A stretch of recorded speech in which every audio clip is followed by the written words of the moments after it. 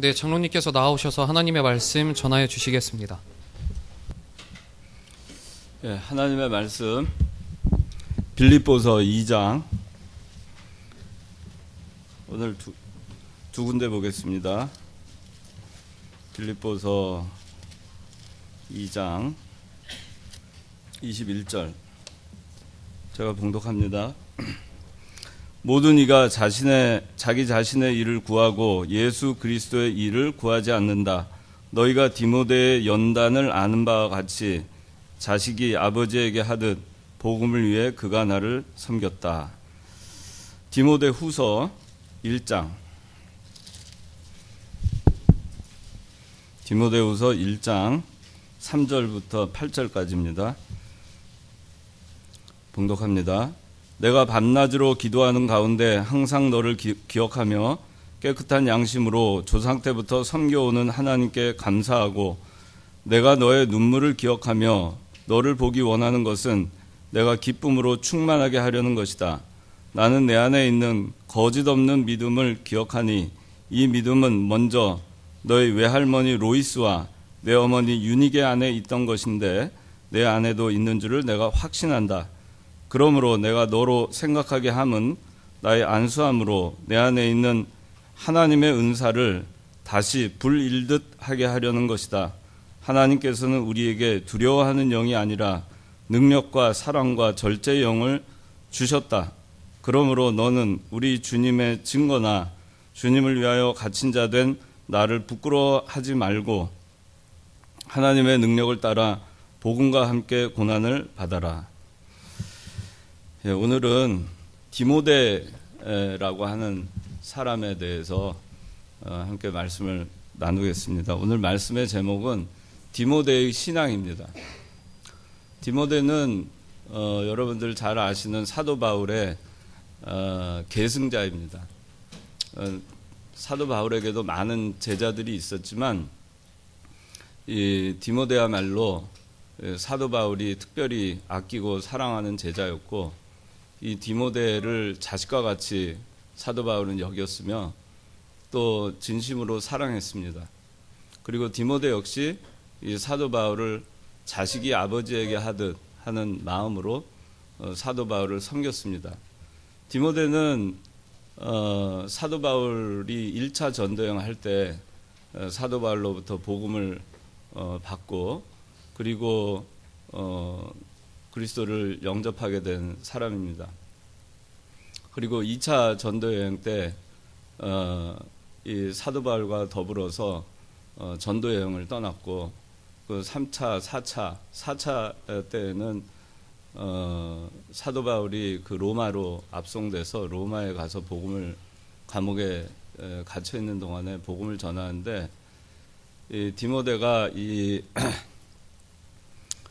그 나중에 에베소 교회 감독 역할도 했고 또 빌립보 교회에 또 왕래를 하면서 서신을 전하기도 하고 소식을 전하기도 했던 그런 역할을 했습니다. 근데 나중에 이 디모데는 사도 바울을 찾아서 이 디모데 후서 오늘 빌립보서도 옥중서신이에요. 성경에 보면은 사도 바울이 감옥에서 쓴 성경이 5개 있습니다. 한 본문 빌립보서는 옥중서신 가운데 하나입니다. 사도 바울이 로마 옥중에서 빌립보 교회에 보낸 편지입니다. 감옥에서 쓴 편지입니다. 근데 또 하나가 오늘 또 찾아 읽은 디모데 후서가 사도 바울이 감옥에서 마지막 하나님 아버지 앞에 불려가기 전에 디모데에게 그가 가장 사랑하는 자식과 같은 디모데, 사도 바울의 신앙의 계승자 디모데, 그 디모데에게 편지를 써서 보낸 것이 디모데 후서이고 디모데 후서가 사도 바울 서신의 마지막 편지입니다. 마지막 편지가 디모데 후서입니다. 그런데 이 디모데 후서는 감옥에서 썼습니다. 로마 감옥에서. 그래서 엄밀하게 말하면 성경에 그 사도 바울이 쓴 서신 14개, 히브리서까지 하면 14개인데 14개 가운데 감옥에서 쓴 서신은 5개입니다. 근데 옥중서신을 옥중서신에 왜 디모데 후서를 넣지 않느냐 하면은 디모데 후서는 디도서와 같이 개인에게 디모데 전서, 디모데 후서, 디도서 이렇게 개인에게 보낸 편지입니다. 그리고 이 하나님의 사역을 위해서 권면하는 그런 내용이 많이 들어있기 때문에 이거를 옥중서신으로 분류하지 않고 목회서신으로 특별히 따로 분류합니다. 디모데 전서, 디모데 후서, 디도서 그 세 개는 그 목회서신으로 따로 분류합니다. 그러나 성경의 사도 바울의 옥중서신에는 디모데 후서가 들어가 있는 겁니다.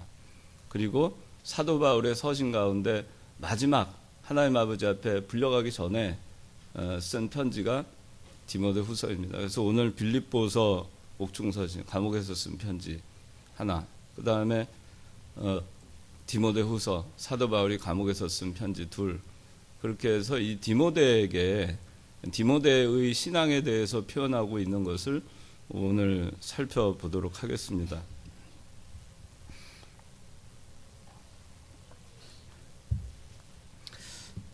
제가 오늘 이 본문을 정하게 된 것은 오늘이 고등부에서 청년부로 1청년부로 올라오고 1청년부에서 2청년부로 올라오는 첫 주일입니다. 첫 주일인데 또 설 지나서 첫 주일입니다. 설 지나서. 그래서 여러분들이 물론 1월 1일 새해를 맞이해서 새로운 각오를 다졌겠지만 이제 고등부를 떠나서 1청년부로 오고 또 1청년부를 떠나서 2청년부로 오고 그리고 또 해가 바뀌어서 기존에 있던 청년들은 학년이 하나씩 올라가고 나이도 한 살씩 먹게 되고 그리고 새해를 또 맞이했습니다. 그래서 우리가 디모데가 갖고 있는 신앙을 좀 본받아야 되겠다. 본받고 좀 새롭게 시작해야 되겠다. 새 출발을 해야 되겠다. 그런 마음에서 오늘 이 본문을 정했으니까 여러분들이 디모데의 신앙을 오늘 말씀을 통해서 잘 배워서 여러분들이 그대로 금년 한 해 살았으면 하는 생각이 듭니다. 오늘 그 디모데의 신앙을 6가지를 할 텐데 빌립보서 일단 2장 21절 22절 읽어주세요. 모든 사람들이 자기 자신의 일을 구합니다. 그리고 예수 그리스도의 일을 구하지 않습니다. 여러분들 과거에 어땠습니까? 고등부 때 어땠습니까? 1청년부 때 어떻게 했습니까? 자신의 일을 구하고 예수 그리스도의 일을 구하지 않았습니까? 아니면 자신의 일을 구하지 않고 예수 그리스도의 일을 구했습니까? 만약에 그랬다면은 새해부터는 고등부 때를 벗어나서 1청년부 때부터는 또 1청년부 때 못했다면 2청년부 때부터는 예수 그리스도의 일을 구하고 자신의 일을 구하지 않는 사람이 돼야 됩니다. 그래서 첫 번째 여기 22절에 너희가 디모데 연단을 아는 바와 같이 자식이 아버지 하듯 복음을 위해 그가 나를 섬겼다 했는데 디모데의 신앙 첫 번째는 아비에게 하듯 섬기는 신앙입니다. 아비에게 하듯 섬기는 신앙. 무엇을 위해서? 복음을 위해서. 아비에게 하듯 디모데는 사도 바울을 복음을 위해서 섬겼는데 그 복음을 위해서 섬길 때 그리스도의 일을 구하고 자신의 일을 구하지 않음으로써 사도 바울을 섬겼습니다. 새해부터는 또 학년이 이제 하나씩 올라갔으니까 달라져야 됩니다. 과거의 모습 그대로 답습하는 사람은 발전이 없습니다. 세월이 아무리 가도 그 밥에 그 나물이 됩니다. 지금 여러분들이 그 고등부 때 어떤 모습을 하고 있는지 모르지만 만약에 그냥 하루하루를 무의미하게 또 열심히 살았다고 하지만 정말 열심을 다해서 살았는가, 최선을 다해서 살았는가, 그리스도 복음을 위해서 내가 정말 열심히 살았는가, 그렇게 해보지 않았다면 앞으로 그렇게 살아야 됩니다. 그렇게 사는 사람과 그렇게 살지 않는 사람과는 세월이 지나면은 차이가 많이 납니다. 화살을 쏠 때 처음에는 시위를 당기기 전에 각도가 약간 벗어나면 처음에는 차이가 별로 안 납니다. 멀리 가면 갈수록 차이가 많이 나요. 여러분들이 이제 막 고등부를 졸업했어요. 일청년부로 올라왔습니다. 일청년부에선 또 이청년부로 갔는데 일청년부와 이청년부는 많이 다릅니다.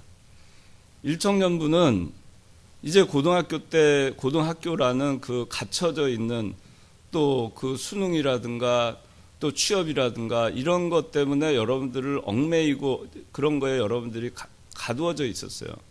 그리고 이제 거기서 벗어났어요. 얼마나 좋아요. 얼마나 좋았는지 모릅니다.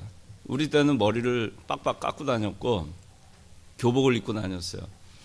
교복을 벗고 사복을 입었고 머리를 기를 수 있었어요. 그 자체만 해도 해방된 것 같았어요. 시험에서 해방됐고 많은 것에서 해방된 것 같았어요. 사회 나오니까 고등학교를 졸업하니까 어른 대우 받는 것 같았어요. 그래서 고등학교 졸업하고 많은 그 고등학생들이 먼저 배우는 게 뭘 배우냐면은 술, 담배를 배웁니다. 요새는 그 전에 다 배우고 졸업하죠? 그죠? 술, 담배 그 전에 다 하죠? 그럴 겁니다. 근데 옛날에는 그랬어요. 그 고등학교 졸업할 때 졸업하기도 전에 학교 선생님이 집에 불러서 그 술 마시는 법을 가르쳐 준다. 그렇게 하면서 가르쳐 주고 그렇게 하던 시대였어요. 그 시대가. 그런데 얼마나 좋았는지 모릅니다. 고등학교를 졸업했다는 사실이. 그 졸업하고 정말 푸르른 날들이 지속될 것 같아요. 또 이제 연애도 하고 싶고 뭐 하고 싶은 게 많죠. 놀러도 가고 싶고 하고 싶은 게 많습니다. 다 장밋빛이고 무지갯빛 같은 그런 생각이 더 많을 거예요. 그런데 1청년부 시절이 지나고 27이 돼서 이제 2청년부로 올라오면은 상황이 다릅니다. 더 이상 무지갯빛도 아니고 그리고 뭐 그렇게 푸르르지도 않고 그렇습니다. 그렇죠? 왜? 1청년부 때는 고등부라는 그 올감에 대해서 벗어난 자유가 있어요. 해방감이 있어요. 그런데 2청년부로 올라올 때는 책임이 있습니다. 나이가 들었어요. 사회적 책임이 있어요. 그리고 자기 자신에 대해서 책임을 져야 됩니다. 직장을 구해야 되고 결혼도 또 할 나이가 돼가고 있고 그리고 2청년부에 있는 동안 우리 2청년부는 많은 청년들이 결혼도 하고 아이도 낳습니다. 이 직장 생활하면서 전투가 벌어집니다. 거기서 신앙을 지키기 위해서 직장을 그만둬야 되기도 하고 신앙을 지키기 위해서 자기가 원하는 직장이 있음에도 불구하고 그 직장을 가지 못하기도 하고 포기해야 되기도 하고 전쟁입니다. 삶이에요. 그 다릅니다. 그 여러분들이 그러면은 1청년부 때 그걸 준비를 잘해야 돼요. 그게 준비하지 않고 2청년부를 맞이하고 그 나이를 맞이하게 됐을 때 그 밀려오는 그 책임감과 자기 자신에 대한 삶의 무게에 대한 그 책임감, 그 다음에 그렇게 많이 밀려오는 도전들, 그런 것들을 제대로 감당하지 못하고 신앙을 포기하고 넘어지기가 일쑤입니다. 1청년부에서는 어떤 도전이 있을까요? 많은 유혹이 있을 겁니다. 아마 그거보다는. 그 유혹에서 여러분들이 벗어나야 됩니다. 그리고 잘 준비해야 됩니다. 신앙에 어떤 도전들이 있을 것을 잘 각오하고 준비를 해야 되는 나이입니다. 그래서 1청년부 청년들이 2청년부 같아도 안 되고 2청년부 청년들이 1청년부 그 나이 또래 하던 걸 답습해서도 안 돼요. 그 나이에 맞게 신앙생활을 해야 되고 자기 삶의 현실에 맞게 신앙생활을 해야 됩니다. 그렇지 않으면 이겨나가지 못합니다. 디모데는 아비에게 하듯 복음을 위해서 섬기는 믿음을 가졌는데 우리가 가만히 생각해 보면 어떤 믿음을 우리 이 디모데가 사도 바울을 아버지 자기 스승이죠. 아비에게 하듯 했는가? 신앙의 계승자, 바울의 신앙의 계승자로서 어떻게 했는가? 우리는 누구인가?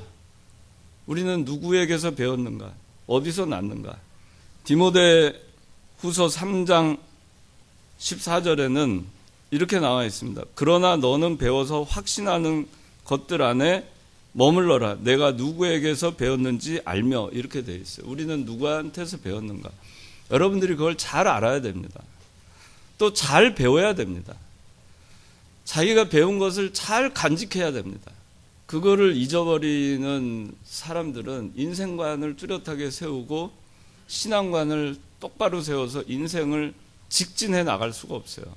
무슨 문제가 있을 때 정면 돌파할 수가 없습니다. 뭐 배운 게 있어야죠. 기억나는 게 있어야죠. 우리 소천하신 이병규 목사님은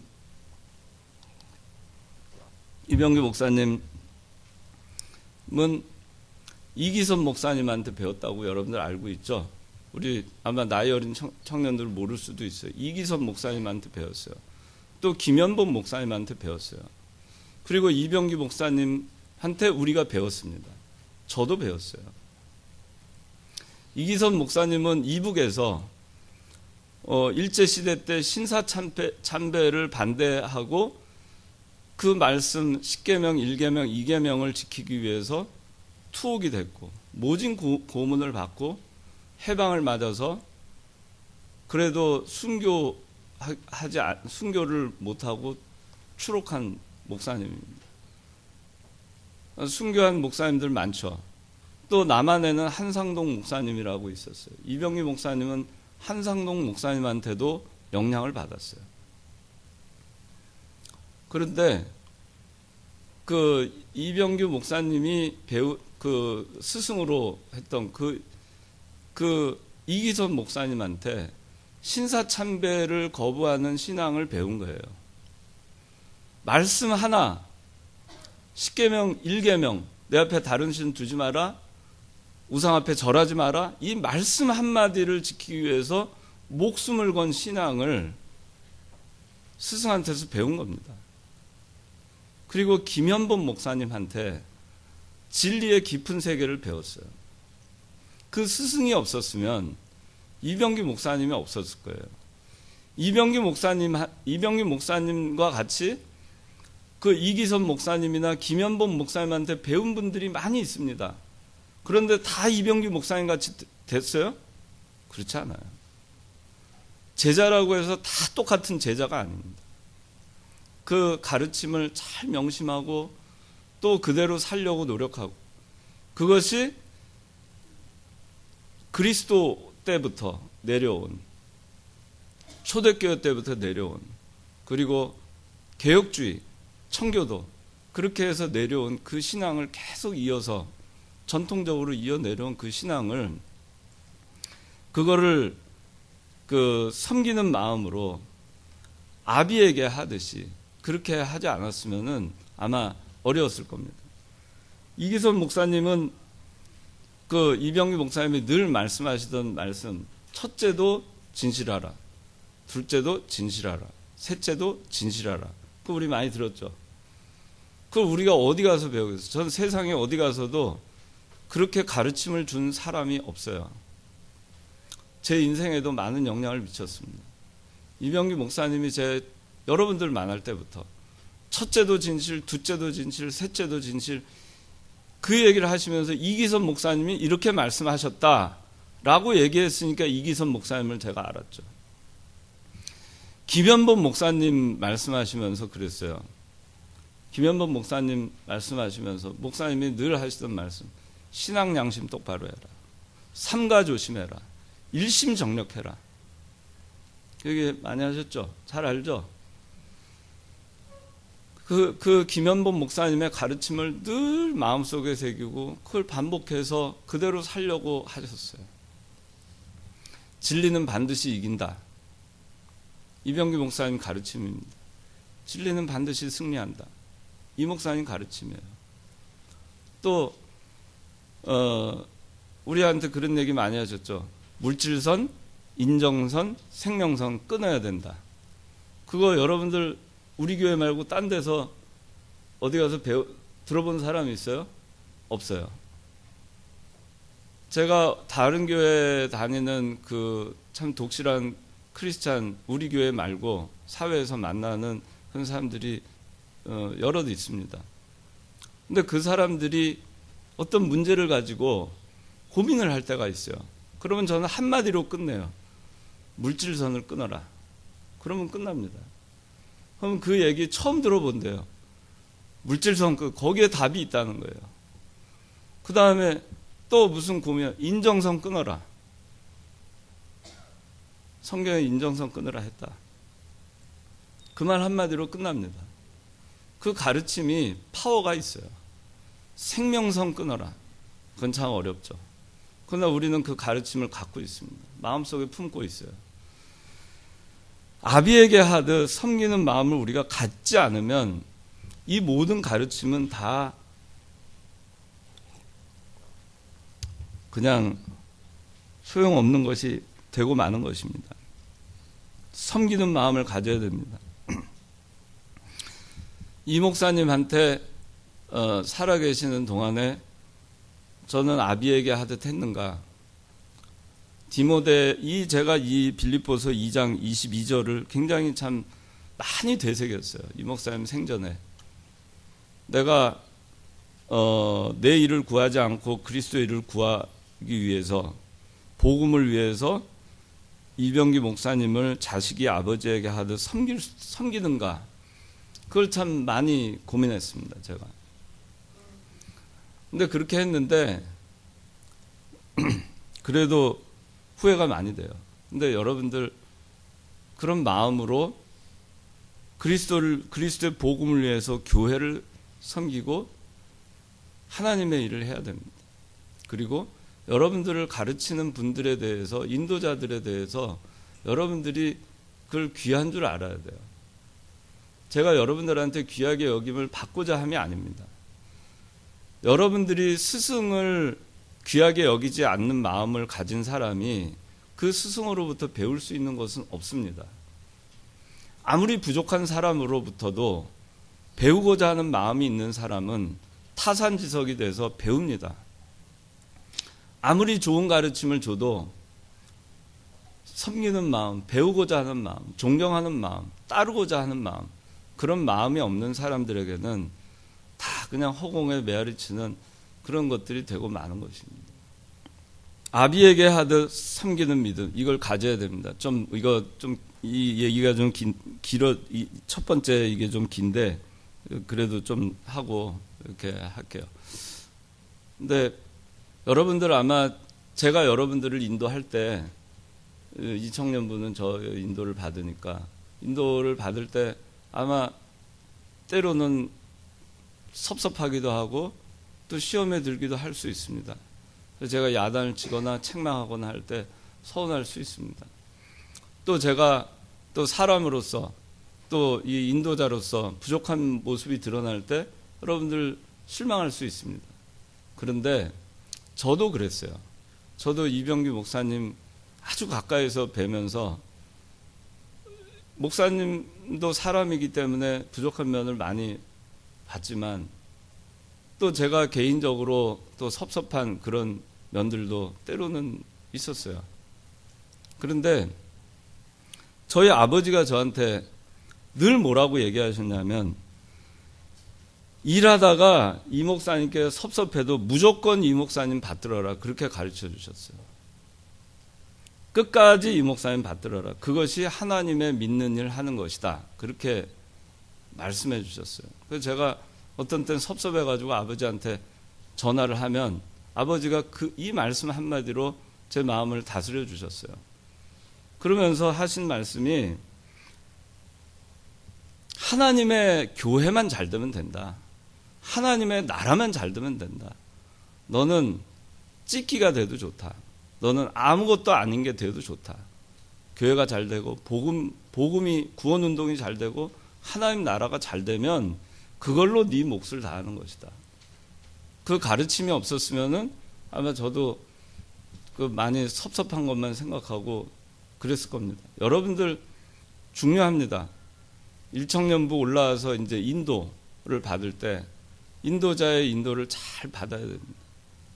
자식이 아비에게 하듯, 아버지가 좀 부족해도 자식이 아버지에게 하는 마음으로, 아버지가 좀 몰라도 그 자식이 아비에게 하는 마음으로, 또 아버지가 좀 섭섭하게 해도 그래도 여러분들 아버지에 대한 애정이 다 있잖아요. 그런 마음으로 해야 됩니다. 두 번째, 이제 디모데후서 두 번째는 눈물 흘리는 신앙입니다. 이거는 중요한 신앙입니다. 그리스도를 가까이 하는 신앙, 그리스도를 가까이 할 때 죄가 드러나서 죄를 회개하면서 눈물을 흘리는 신앙, 그리고 감사하며 늘 울어도 눈물로써 목합을 줄 알아. 몸밖에 드릴 것 없어 이 몸 바칩니다 하고 감사하는 눈물을 흘리는 신앙, 그 신앙을 갖는 것이 눈물 흘리는 신앙입니다. 눈물 흘리는 신앙은 다시 말해서 구속의 은혜에 감사하는 신앙, 구속의 은혜에 감사해서 눈물 흘리는 신앙, 그리고 자기의 죄를 통회하고 회개하며 눈물 흘리는 신앙, 그게 눈물 흘리는 신앙입니다. 이병기 목사님이 소년 시절에 추수감사주일날 헌금을 하려는데 돈이 없었대요. 너무 가난해서. 그리고 그래서 그 동전 맨입을 가지고 교회를 가셨어요. 그 여러분들 다 아실 겁니다. 가셔서 그 소년 시절에 그 추수감사주일날 그 동전 헌금을 추수감사 헌금으로 내시면서 제가 가진 것이 이거밖에 없습니다. 그러면서 이 찬송가 있죠. 누르러도 눈물로써 목합을 줄 알아. 몸밖에 드릴 거 없어 이 몸 바칩니다. 그 믿음으로 그때 고백을 하셨대요. 내가 너무 하나님께 드릴 게 없습니다.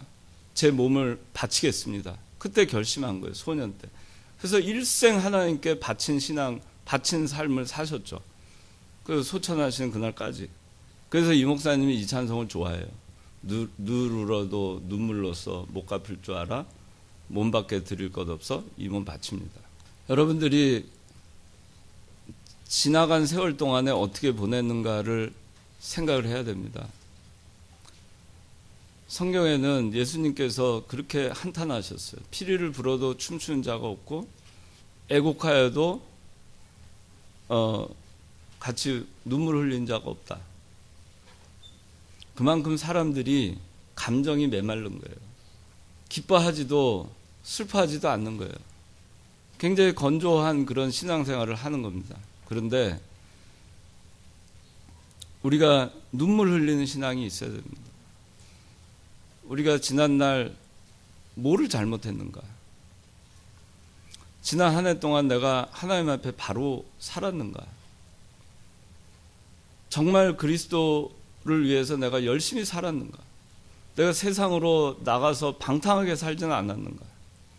눈물 흘리는 신앙, 그 신앙이 제가 대학교 1학년 때 저도 방황을 많이 했어요. 고등학교 졸업하고 방황을 굉장히 많이 했습니다. 그래서 청년부를 잘 안 나갔어요. 안 나가기로 작정을 하고 안 나갔어요. 그래서 대학교 1학년 때 제가 청년부를 안 나갔습니다. 안 나갔는데 가을이 됐는데 제가 어느 날 새벽에 눈을 떴는데 그때 그 불현듯이 그런 생각이 들었어요. 하나님께서 내가 이 신앙 방황을 하고 이렇게 방탕한 생활을 하는데도 하나님이 나를 치지 않는 것은 무엇일까? 하나님이 나를 버리신 건 아닐까? 그런 생각이 들었어요. 그래서 그날 그 생각이 들고 참 많이 울었어요. 그날 많이 울고 그리고 그 다음 주부터 다시 청년부를 나갔습니다. 청년부를 나가서 그때 제가 성경 연구 발표를 나가자마자 그 다음 달에 했는데 그게 이제 그 돌아온 탕자 그거를 한 기억이 나요. 그 81년도에. 근데 여러분들이 만약에 그동안에 신앙생활을 제대로 못했으면 정말 그 자기 자신의 모습을 돌아보고 눈물로 하나님께 회개하고 돌이키는 마음이 있어야 됩니다. 이제부터는 좀 잘하자. 내가 이제 고등부 때까지 제대로 못했으니까 1청년부 때부터는 제대로 해보자. 하나님 아버지, 내가 그동안에 너무 나만을 위해서 살았습니다. 그리스도를 위해서 제가 헌신하는 믿음이 부족했습니다. 너무 세상을 위해서 살았습니다. 나 자신의 이기심을 위해서 살았습니다. 남을 미워했습니다. 사랑하지 못했습니다. 다투었고 용서하지 못했고 나쁜 짓을 저질렀고 정말 하나님을 무시했고 예배도 잘 나오지 않았고 성경도 읽지 않았고 그저 내 마음대로 즉흥적으로 그렇게 신앙생활을 했습니다. 내 마음대로 했습니다. 근데 이제는 여러분 돌이켜야 됩니다. 물 좀 갖다. 자, 그리고 이제 세 번째. 자, 5절. 세 번째는 거짓 없는 신앙입니다. 거짓 없는 신앙. 이거는 진실한 신앙입니다. 하루하루를 어떻게 진실하게 살 수 있을까? 하루하루를 진실하게 사는 신앙. 하루하루가 거짓 없는 하루하루가 되도록 사는 신앙. 그렇게 살아야 돼요. 거짓 없는 신앙. 신앙이 거짓 없는 사람이 세상에 나가서 직장 생활할 때 거짓된 삶을 살지 않겠죠. 직장 생활하면서 거짓된 행동하지 않을 겁니다. 가정에서 거짓된 행동하지 않을 겁니다. 학교 생활하면서 거짓된 행동하지 않을 겁니다. 누가 보지 않아도 하나님이 보실 것을 알고 신앙 양심에 따라서 행동할 것입니다. 학생들은 좋은 성적을 받고 싶고 그러다 보면은 치팅도 하고 싶고 또 좋은 직장에 가기 위해서 사실과 다르게 이력서를 쓰고 싶기도 하고 잘 포장하고 싶기도 하고 또 사회생활을 하면서도 자기의 진짜 모습과 다르게 겉으로 포장된 위선적인 모습을 하고 그렇게 살아가지 않을 겁니다. 거짓 없는 신앙을 가진 사람은 그렇게 살지 않을 거예요. 일일 일생이란 말이 있습니다. 하루를 일생처럼 사는 것. 오늘 하루가 일생이다. 그러면 여러분들 어떻게 사시겠습니까? 방탕하고 사실까? 아니면 정말 일일, 일생, 하루를 일생처럼 그렇게 산다면 얼마나 진실하게 살아야 될까? 우리는 신앙생활을 솔직하게 해야 됩니다. 신앙인들은 거짓 없이 살아야 됩니다. 위선적인 행동, 외식적인 행동, 의식적인 행동, 남을 의식해서 하는 행동, 그런 것들 또 말, 그런 거 다 걷어내야 됩니다. 진실해야 됩니다. 다른 사람 보이기 위해서 내가 신앙생활을 해서도 안 됩니다. 그럼 다른 사람을 위해서 신앙생활을 합니까? 내 신앙이 성장하기 위해서, 내가 자라나기 위해서 신앙생활을 합니까?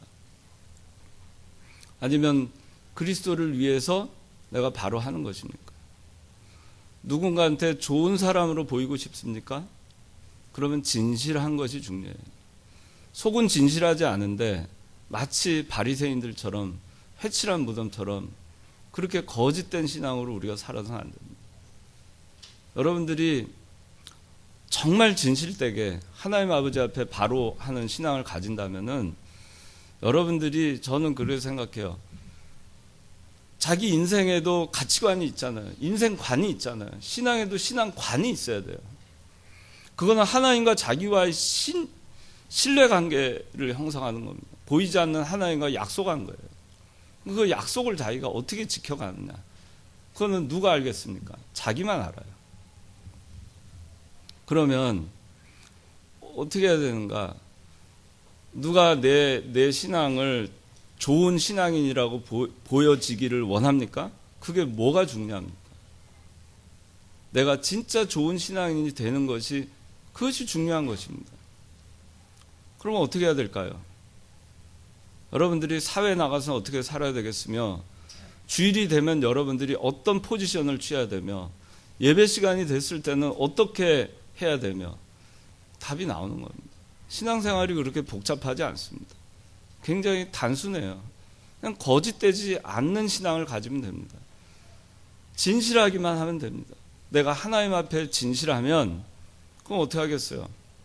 주일이 되면 누가 교회 나와라, 주일 지켜라 얘기 안 해도 보이지 않는 그 하나님을 자기가 신뢰하는 그 하나님 앞에 약속을 지킵니다.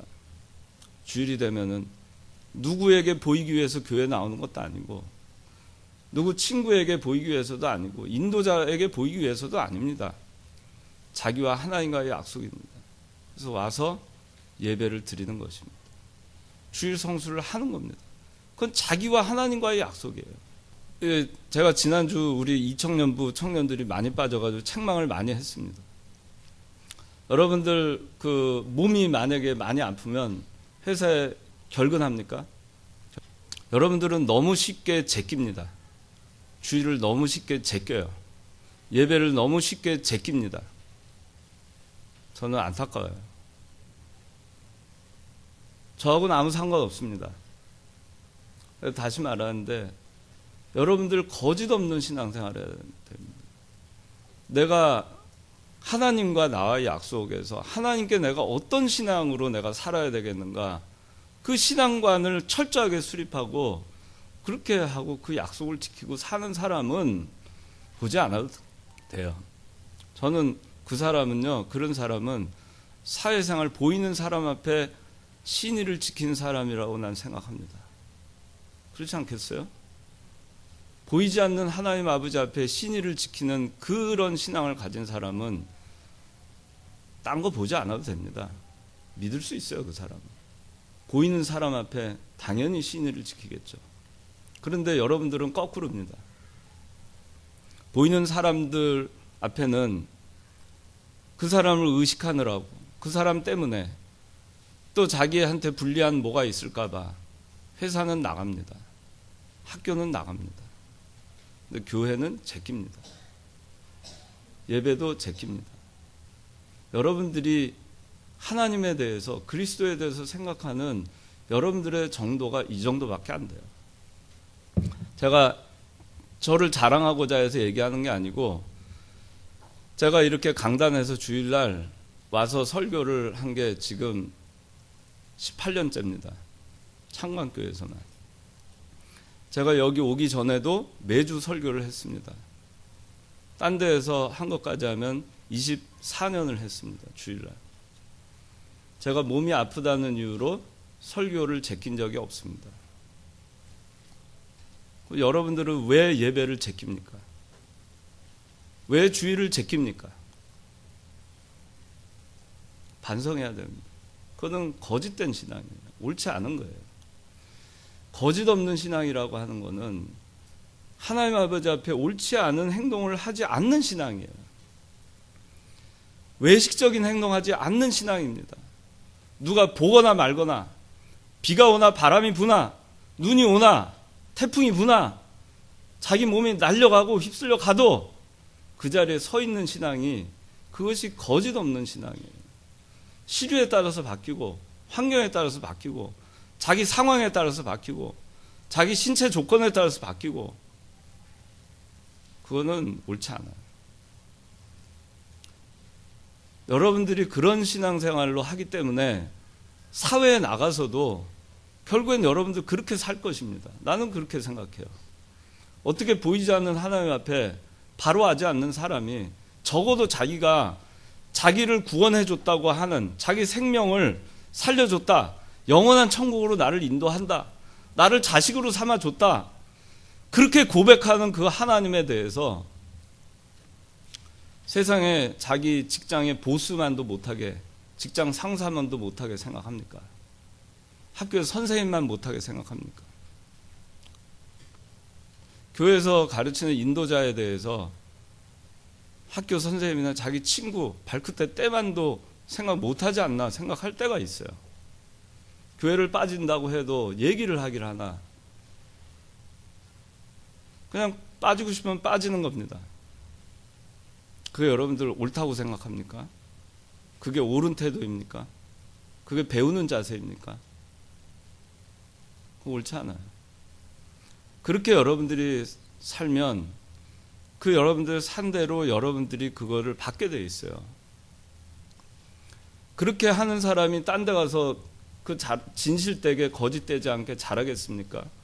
자기 영적인 양식을 먹여주는 하나님께 자기 영적인 인도자한테 소홀하게 하는데 어떻게 육신적인 유익을 주는 사람한테 근데 잘할 수 있겠죠. 왜? 마음이 그런 데 가 있으면 그건 잘할 수 있을 겁니다. 여러분들이 생각이 잘못된 거예요. 그렇게 해가지고선 하나님한테 복을 받을 수가 없습니다. 어떻게 복을 받을 수 있겠어요? 저는 사회에서도 제가 그 직원을 제가 뽑을 때 인터뷰를 할 때 저는 제일 중요하게 보는 게 정직입니다. 그 사람이 진실되냐 아니냐 그거를 봅니다. 그거 참 판별하기 어려워요. 그래도 그거를 가장 중점으로 봅니다. 아주 많은 시간을 들여서 인터뷰를 하기도 합니다. 어떤 사람은 한 2시간 가까이도 해요.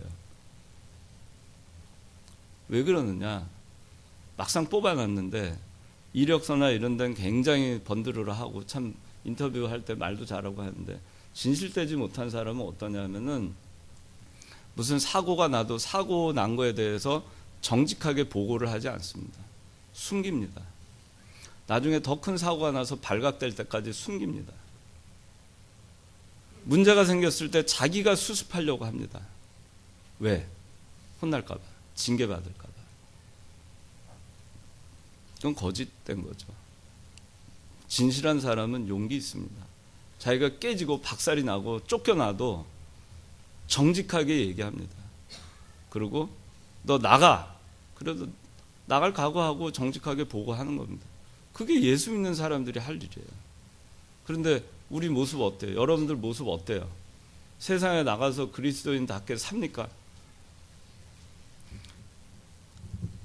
근데 교회에서 여러분들이 바로 하지 않는 거 보면은 교회에서 바로 하지 않는 제가 얘기했죠. 하나님을 섬긴다고 하는 여러분들이 그렇게 눈물 콧물 하면서 그렇게 은혜에 감사하다고 그렇게 기도할 때마다 하는 그 하나님에 대해서 여러분들이 바로 하지 않는데 어떻게 세상에 나가서 여러분들이 바로 할 수 있을까? 저는 거기에 대해서 그렇게 믿지 않아요. 일청년부 올라왔으면은 이제부터 바로 하셔야 됩니다. 거짓 없는 신앙 가져야 돼요.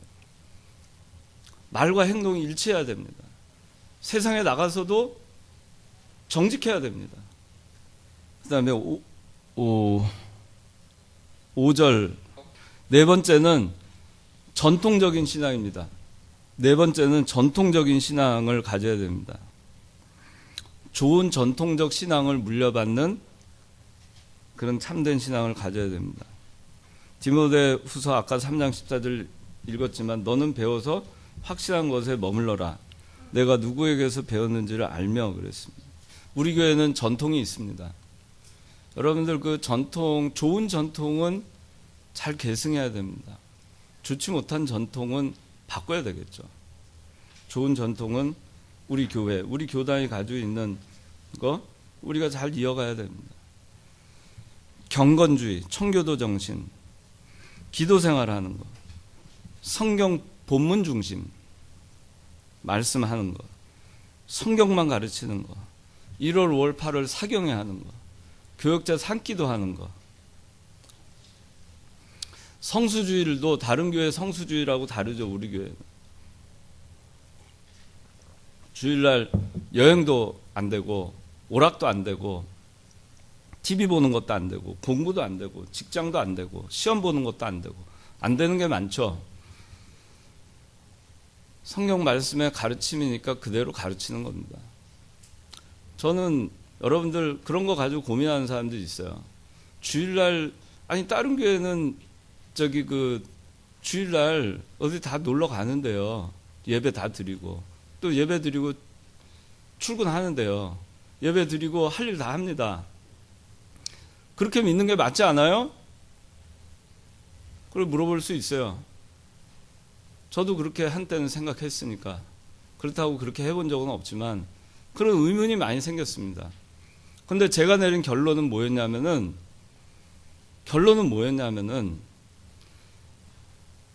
자, 그러면 어느 게 나를 위해서 더 이익인가를 따져봤어요. 주일을 내가 예배를 드리고 직장에 가는 게 내 개인을 위해서 이익인가 아닌가.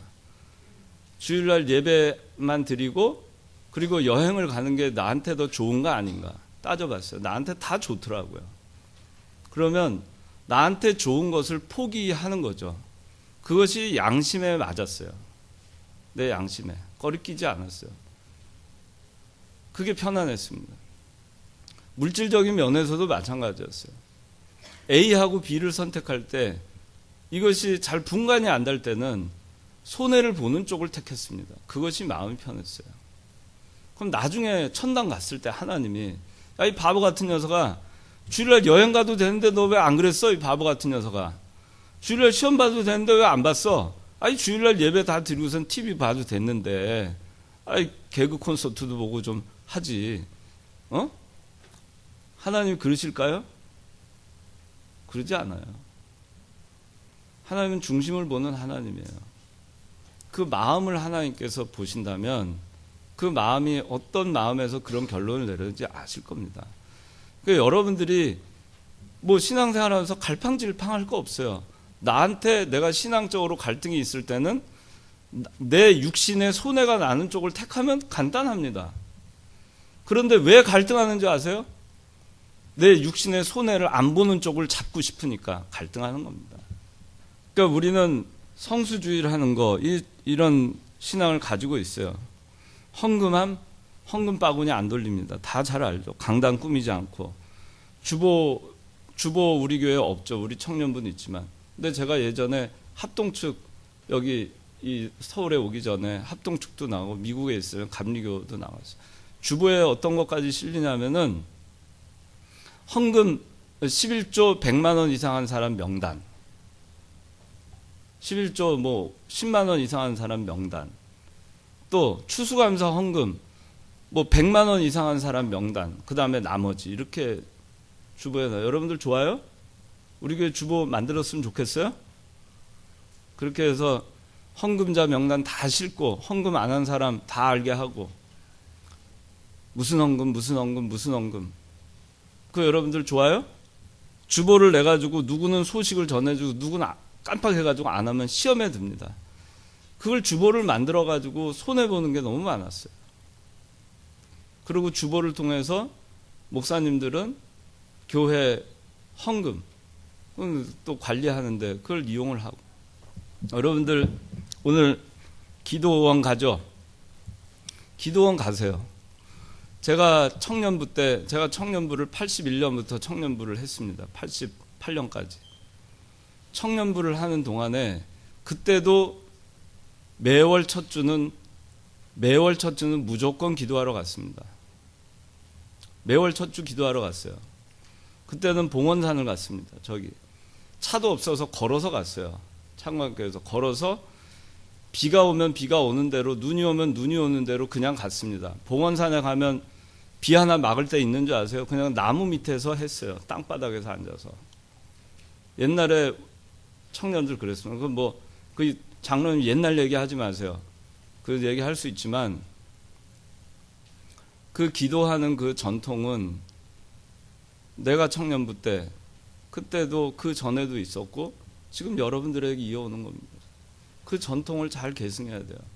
제가 일청년부에 아마 작년인가 재작년인가 일청년부 총회하는 거 12월 첫 주에 하는 걸 둘째 주로 바꿔달라고 요청을 했어요. 김차원 목사님한테. 여러분들은 아마 거기에 대해서 이해를 못하는 청년들이 있었을 겁니다.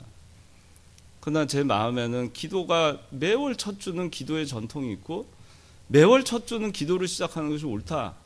그걸 어떤 거로도 대체할 수 없다. 저는 그렇게 생각해요. 그거를 총회를 하느라고 기도 12월 달에 가장 임원 선거를 하기 위해서 기도를 정말 절실하게 해야 될 때 기도원을 안 가고 그날 총회를 하고 그건 옳지 않다. 저는 그렇게 생각했어요. 여러분들 이해가 되는지 모르겠어요. 오늘 또 첫날인데 신입생 환영회 하려고 다 2청년부, 1청년부 계획을 세웠지만 기도원 가자고 했습니다. 왜? 우리가 수십 년 이어온 전통이에요. 그것이 나쁜 전통입니까? 첫 주에 기도하러 가자니까 그러면 신입생 환영회를 첫 주에 하고 둘째 주에 가자는 의견이 나왔어요. 여러분들 어떻게 생각해요? 합리적이에요. 그렇지만 우선순위가 잘못됐어요. 신입생 환영회 하면 뭐 합니까? 신입생 환영회 하면은 그 신입생들이 1청년부 와서 신앙생활을 잘 합니까? 2청년부에서 신입생 환영회 잘해주면은 그게 고마워가지고 2청년부 내내 신앙생활 잘 합니까? 제가 보니까 전혀 상관없었어요. 신입생 환영회 해도 그만 안 해도 그만입니다. 그거보단 여러분들이 기도를 해야 돼요. 신입생들을 위해서 기도를 해야 되고 청년부를 위해서 기도를 해야 되고 여러분들의 신앙을 위해서 기도를 해야 됩니다. 근데 그런 거 다 내팽개치고 그냥 사람 보기 좋은 대로 후배들 기분 맞춰줘야 되는 거 그런 거 생각을 하고 그런데 여러분들이 우선순위를 두면은 이 교회의 미래는 없어요. 저는 그렇게 생각합니다. 교회가 재미있게 하려면 얼마든지 재미있게 할 수 있어요. 그러나 재미있는 곳을 찾아서 여러분들이 가면 갈 때 많습니다. 왜 답답하고 고루하고 지루하고 말씀만 가르치는 이 교회에 뭐한데 앉아 있습니까? 교회는 교회 되기 위해서 교회인 것이고 교회는 참 교회가 되어야 교회다운 것입니다.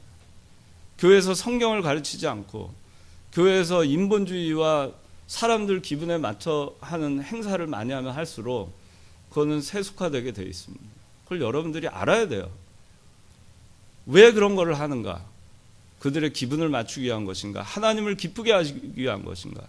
하나님의 영광을 위한 것인가? 그걸 여러분들이 잘 분별해야 됩니다. 제가 그런 거를 할 때 저에 대해서 못마땅하게 생각하고 불평하고 그런 얘기도 제가 알아요. 그러나 여러분들이 그 정말 중요한 게 무엇인가를 찾아서 여러분들 스스로가 노력하지 않는 한 교회는 부패하게 되어 있습니다. 전통적인 신앙, 그걸 여러분들이 잘 그걸 해야 돼요. 시간이 너무 많이 갔네요. 5번째는 불붙는 신앙이고 6번째는 두려움 없는 신앙입니다. 5번째, 여러분 다시 여러분들 신앙의 불이 다시 붙길 바랍니다. 1청년부 올라왔으니까 여러분들 죽었던 신앙의 불 다시 붙이세요. 처음 은혜, 처음 사랑, 하나님으로부터 받은 처음 사랑. 여러분들이 처음 교회 나왔을 때 언젠지 모르지만 여러분들이 그리스도를 처음 믿었을 때 아니면 모태신앙이었지만 어느 순간인가 그리스도의 은혜에 감복해가지고 눈물 흘리던 그때 그 가슴이 뜨거웠었던 그때를 회복하세요. 그 불붙는 신앙을 다시 회복하세요. 1청년부, 2청년부 다시 시작하세요. 다시 불을 붙이고 다시 시작하기 바랍니다. 바울은 디모데에게 이 권면의 말씀을 통해서 디모데가 처음 사랑, 처음 은혜, 용기를 다시 부릴 듯 이게 해서 새로운 용기와 신앙으로 출발할 수 있도록 도와줬습니다. 이제 마지막으로 하나님께서 우리에게 두려워하는 영이 아니라 능력과 사랑과 절제의 영을 주셨습니다. 능력이 있는 사람은 두려워하지 않습니다. 힘 있는 사람 두려울 게 있어요? 전쟁을 할 때도 이 능력이 있는 그 전사가 두려움이 있습니까? 없습니다.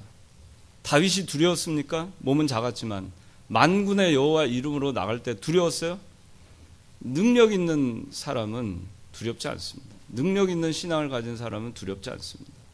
자기가 실력이 있는 사람은 두렵지 않습니다. 실력이 없으면 두려워요. 그 실력은 어디서 나오느냐? 믿는 사람은 그리스도를 믿는 신앙에서 나옵니다. 사랑이 있으면 두려움이 없어집니다. 자기가 사랑하는 사람을 위해서 목숨을 버리는 사람들이 있죠. 왜? 죽음이 두렵지 않아요. 그리스도가 우리를 사랑하기 때문에 목숨을 버리셨죠. 두려워하지 않았습니다.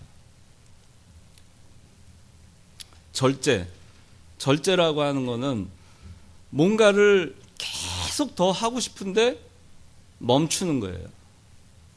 근데 또 어떤 건 정말 하기 싫은데 계속 하는 거예요. 그게 절제예요. 자기 감정대로 움직이는 것이 아니고 해야만 하는 것은 하는 것이고 하지 말아야 하는 것은 하지 않는 것이 절제입니다. 그게 절제예요. 여러분들 그렇게 하고 있어요? 그러면 두려움 없는 신앙을 가질 수 있습니다. 하나님은 우리의 생사 화복을 주관하시는 주권자입니다. 여러분의 머리카락까지도 세신 바 됐습니다. 눈 뜨세요. 눈. 머리카락까지도 다 세고 있어요. 알았어요? 은혜. 하나님의 은혜 머리카락 세고 있어? 세고 있지? 졸려? 하나님 세고 있어요. 하나님 세고 있는 거예요. 하나님의 생사 화복을 주관하십니다. 주권자입니다. 여러분들이 죽고 싶다고 해서 죽는 거 아니에요. 낭떠러지 여러분들 투신 자살을 해도 하나님이 아니야 그러면 구조대가 와가지고 막 난리를 쳐가지고 살려냅니다. 자동차 오는데 막 고속도로 뛰어들어도 안 죽어요. 내가 죽어야 되겠다 해서 몰래 차 밑에 싹 들어가 있어도 안 죽습니다. 여러분의 생사 화복은 하나님께 달려 있어요. 하나님의 주권에 달려 있습니다. 그러니까 두려워할 거 없습니다. 그것이 하나님 앞에 오르면, 그리고 사람 앞에 부끄럽지 않으면 그 일을 하면 됩니다. 두려워할 필요 없습니다. 그것이 정의이고 그것이 옳은 것이고, 그럼 당장은 손해보는 것 같지만 반드시 이깁니다. 그렇기 때문에 두려워할 필요 없습니다. 오늘 디모데 신앙을 했습니다. 새 2017년도 또 학년 하나씩 올라왔는데 여러분들 디모데 신앙으로 좀 힘있게 다시 출발하기 바랍니다. 기도하겠습니다.